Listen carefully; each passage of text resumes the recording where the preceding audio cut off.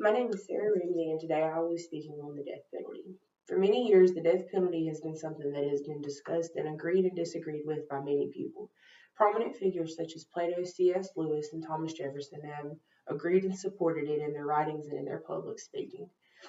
This idea that the capital punishment does good stems from the belief that someone who commits a crime should be punished in a way that is equivalent to the crime that they committed.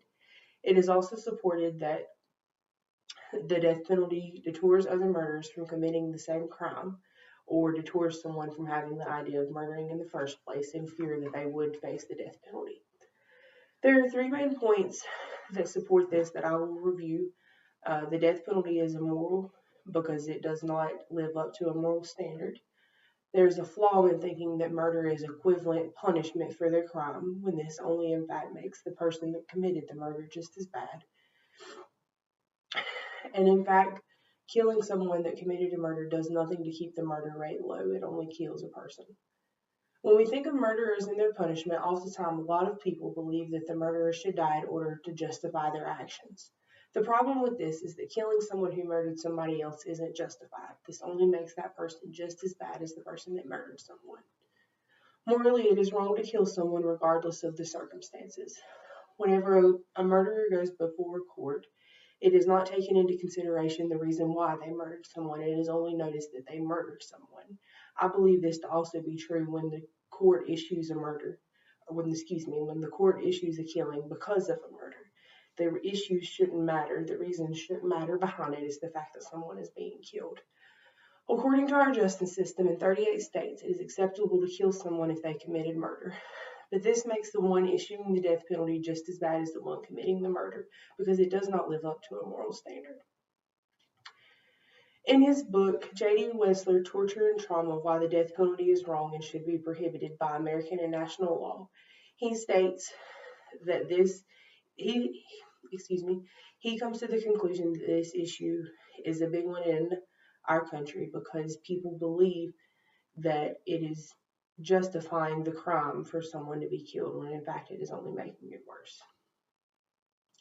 The direct effects of this thought process is that the death penalty causes problems because it isn't morally justified. And regardless of the crime, that is still a human being that is being killed. In order to eliminate the death penalty, we would need to enforce another action that would justify their actions. Instead of killing someone, there is plenty of other options, including but not limited to life without parole and having to stay within the system until the end of their lives and receiving educational materials. For decades, our nation has used life in prison without parole to punish those who have committed some of the worst crimes. This is a good solution because it eliminates the death penalty, but also allows for the murderer to realize their morally wrong actions and find justice within themselves. Where I would change this solution, I would state that the people that are in jail, life without parole, that they would need to have some type of education provided to them in order to allow them to have the possibility to see that their actions were morally wrong and that they can find justice within themselves.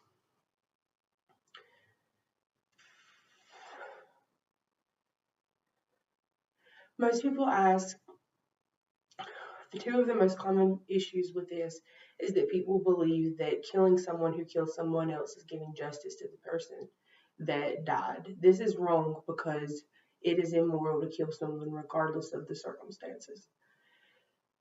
And as our world today shows, people are going to do what they want to do regardless of the consequences of others. This refutes the idea that keeping the death penalty around decreases murder because it doesn't.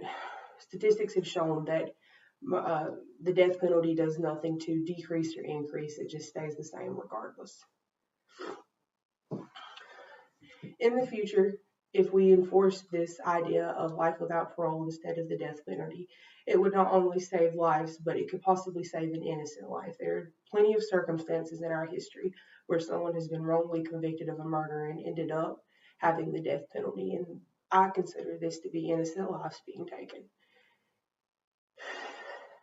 If you're ever in or have the power to decide on someone's life, consider yourself in their shoes. If you were sitting in that court and you had the idea to decide if you were in the jury, if it was up to you or not to that person died, how would you feel if you were sitting on the other side of that? Would you not want the chance to make the things right within yourself and come to a moral conclusion and live life with parole, with the education to see that you were morally wrong, or would you want to automatically have your life ended?